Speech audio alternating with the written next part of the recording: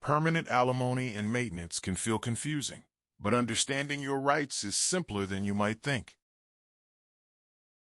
Imagine a couple whose marriage is ending. The court handling their case has a special power. It can order permanent alimony or maintenance for one spouse. This means financial support, either as a one-time payment or as regular installments, to help them rebuild life after separation.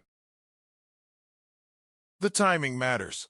Such an order can come with the final judgment or even later if either spouse requests it. And any arrangement will last only as long as the person receiving support is alive. But how does the court decide the amount? The judge looks closely at several things: the income and property of both spouses, how they've behaved during the case, and any other circumstances that might affect their ability to pay or need support. It's not a one-size-fits-all solution. To make sure the payments are made, the court may secure the amount by putting a charge on the payer's immovable property. This provides extra assurance, especially if financial obligations are long-term. Life changes.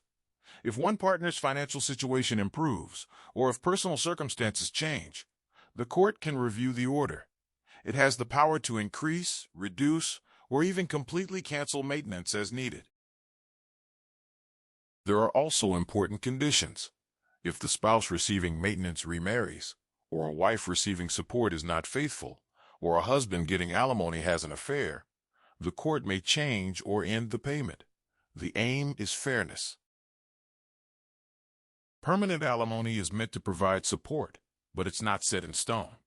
The law allows adjustments whenever life moves forward.